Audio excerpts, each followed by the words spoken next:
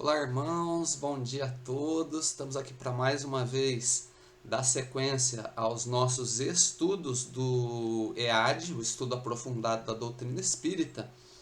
E hoje nós temos aqui o roteiro 2 do módulo 6º do livro 3º do EAD, cujo título é A Multiplicação de Pães e Peixes. E claro, como o nosso estudo vai acontecer de forma online, a gente optou escolher hoje aqui o item 14 das referências que são empregadas aqui para compor o estudo, e nós vamos trabalhar somente em cima desse item 14, esse item 14 que é o capítulo 91 do livro Vinha de Luz, que se intitula Migalha e Multidão.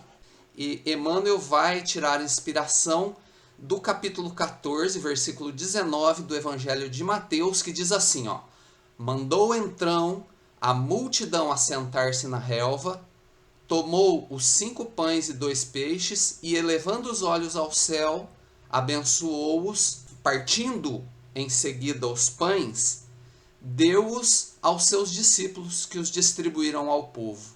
Então esse trecho aí da multiplicação de pães, que Emmanuel então começa a compor o capítulo, que nós vamos iniciar nossos estudos pelo título do capítulo, Migalha e Multidão. Mas o que tem aí?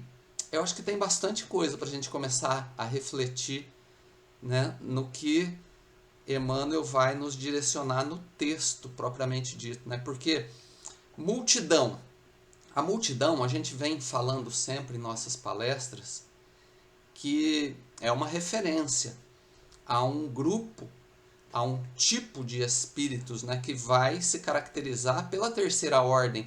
E como Kardec, então, define a terceira ordem de espíritos, os espíritos imperfeitos, no Livro dos Espíritos?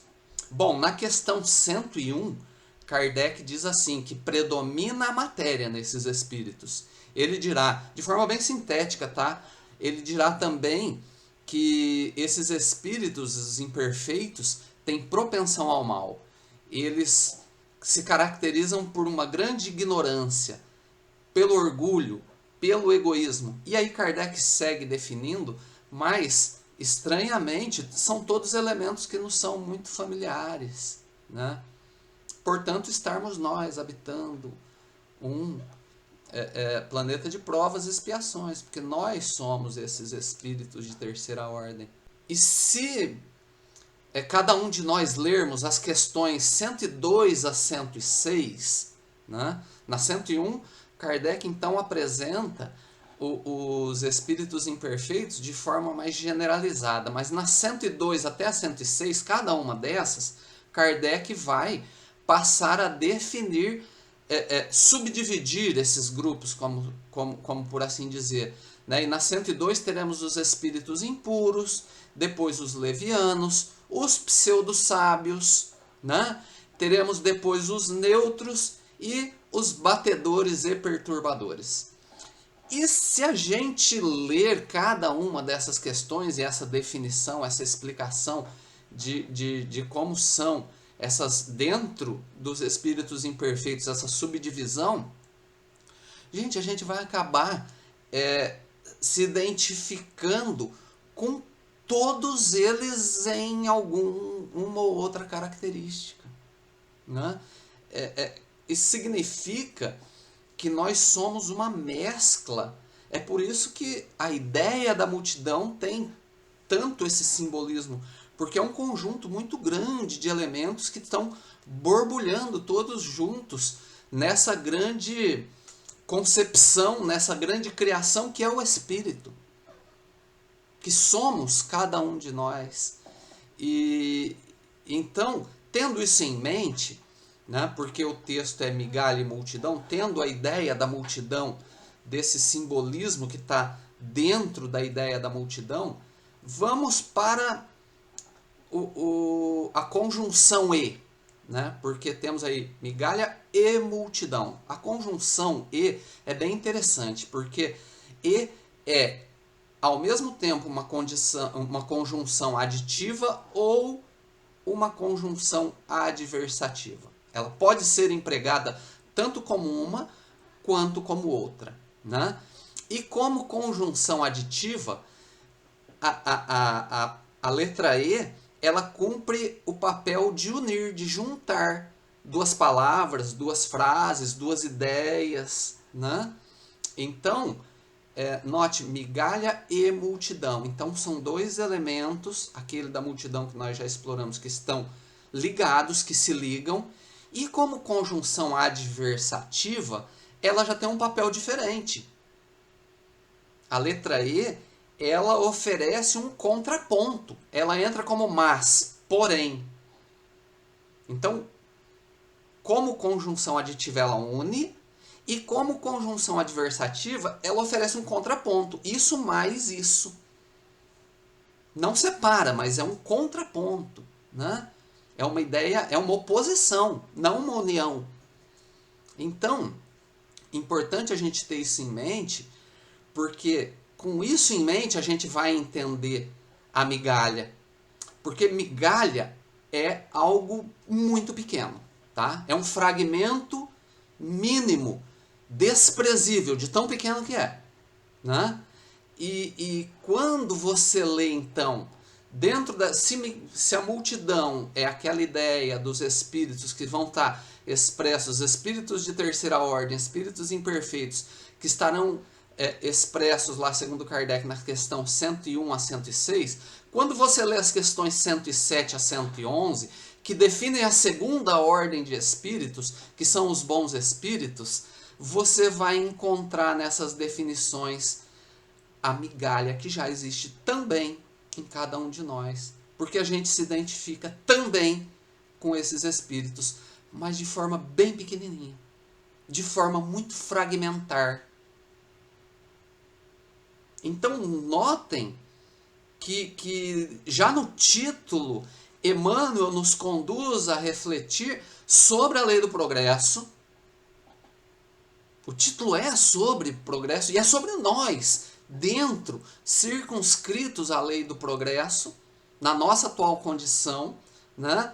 Que está expressa lá no capítulo 8º do Livro dos Espíritos, a partir da questão 776 até a 802. E fica a dica, para quem tiver tempo, disponibilidade, também dá uma lidinha, que é bem interessante, que amplia, né? Mas com isso em mente, então, com essa ideia de que, sim, nós somos a multidão. Nós somos esses espíritos de terceira ordem que se caracterizam pela ignorância, pela leviandade, pelo orgulho, pelo egoísmo, pela imperfeição, mas estamos unidos a essas migalhas já da segunda ordem, elas já existem em nós, e ao mesmo tempo que estamos unidos, elas nos oferecem um contraponto, aí sim como conjunção adversativa, ao espírito de terceira ordem, que é aquele que nos caracteriza. Perceberam como Emmanuel é sofisticado na elaboração até mesmo de um título para um texto? E é com isso em mente que a gente agora se propõe a ingressar de fato no texto de Emmanuel, não é?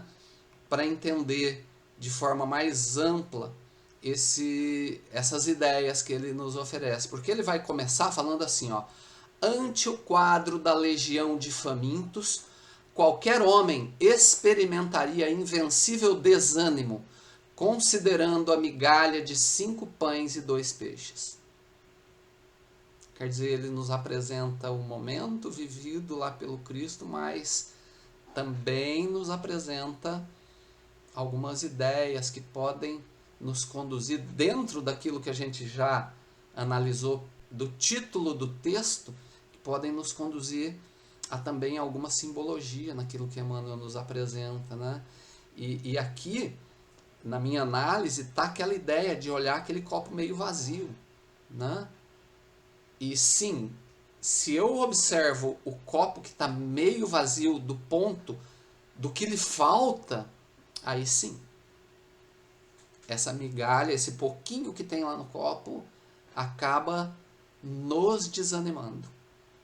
Mas percebam que já na próxima frase, Emmanuel começa usando mas, que é uma oposição.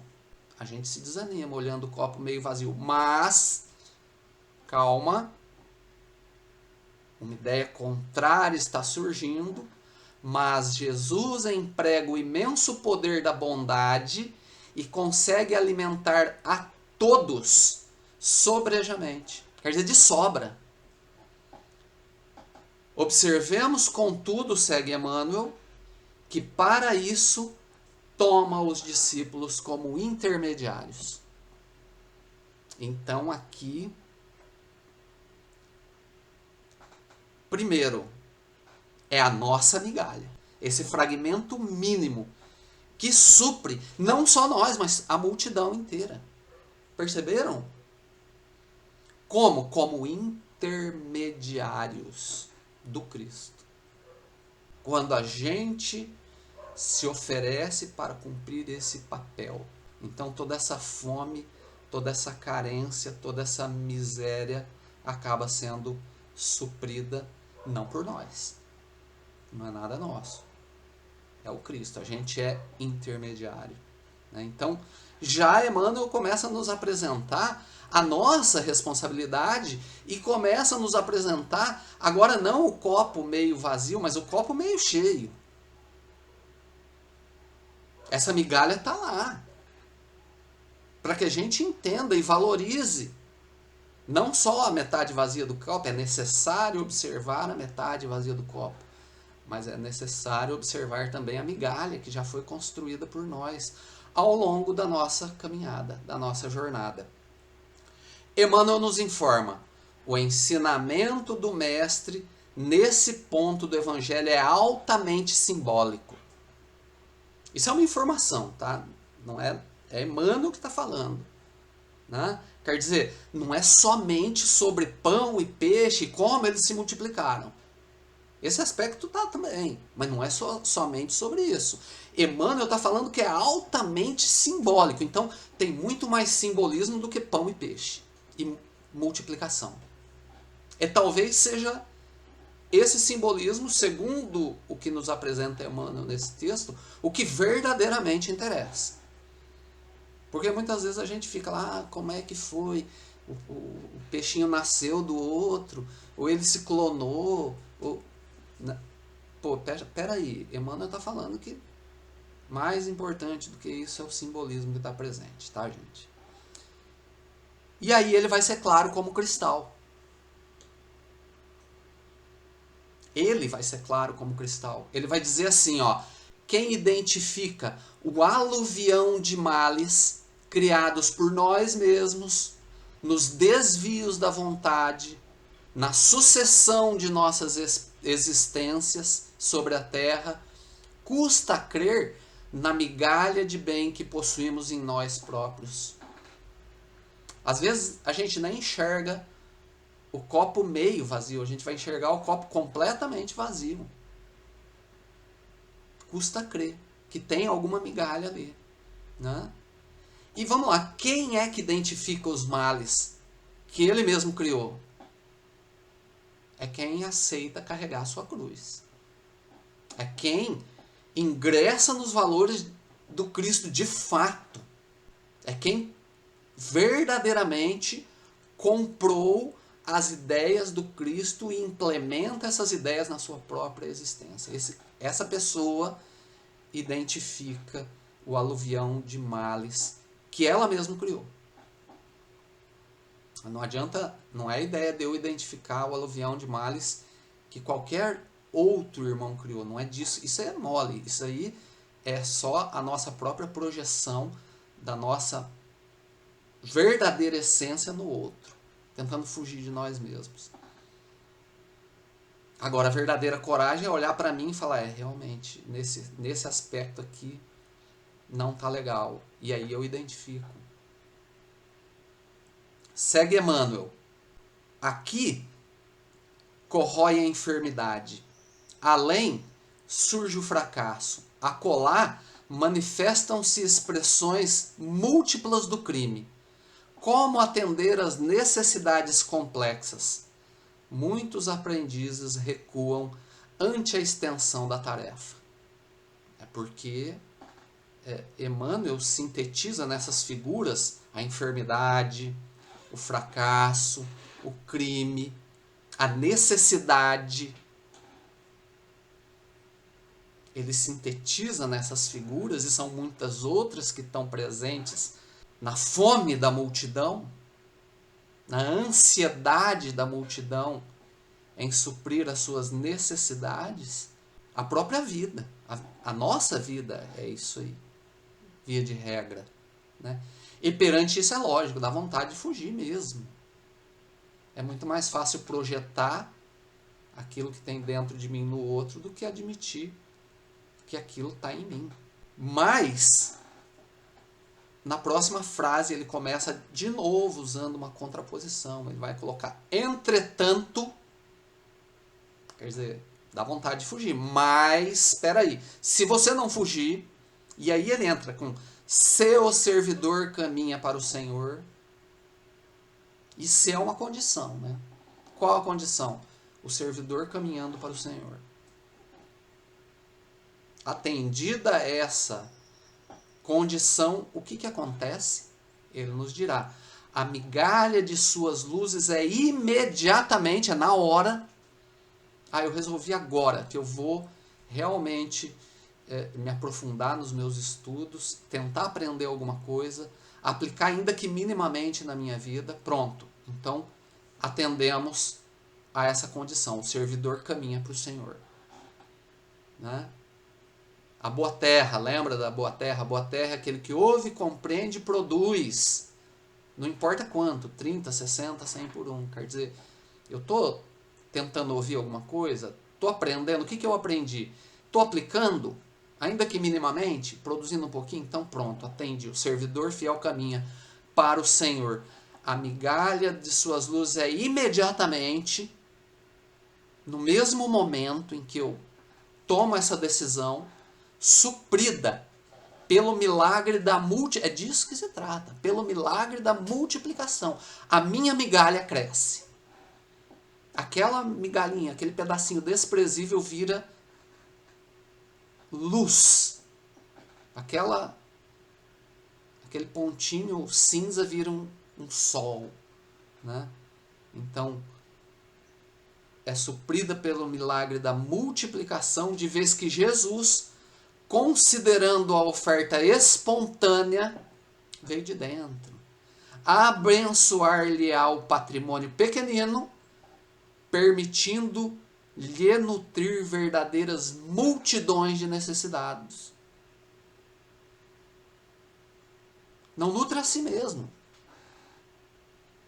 É o sol que começa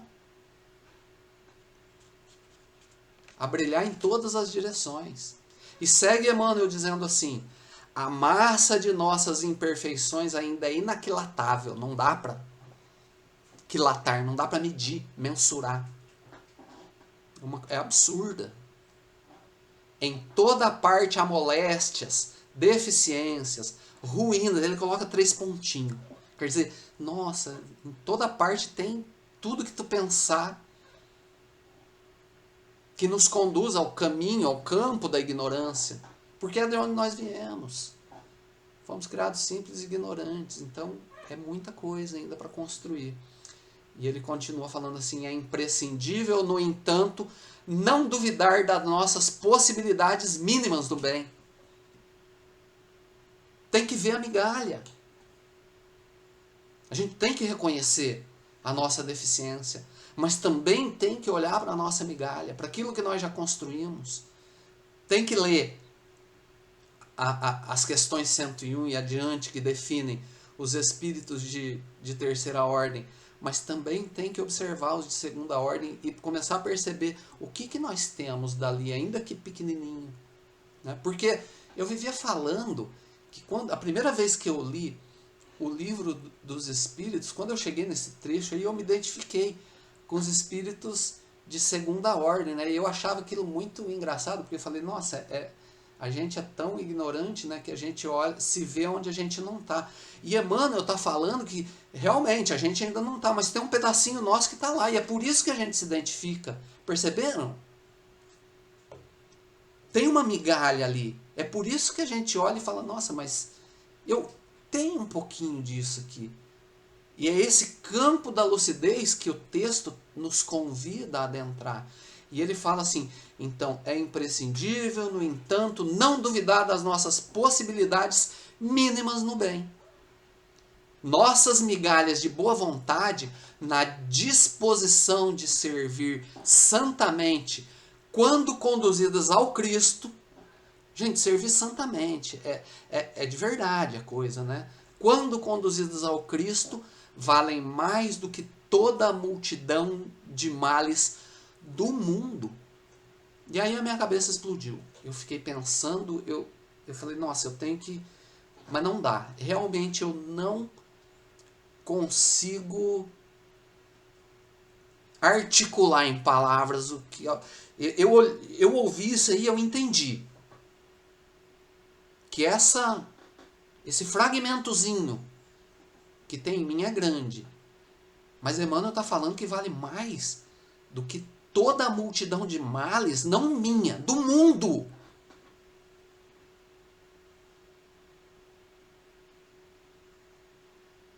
Daí para mim já... É aquela história, a gente sabe, mas não sabe dizer como. Então a gente espera encontrar com vocês na noite de hoje, para o nosso estudo. Deixamos desde já um grande abraço a todos e até breve.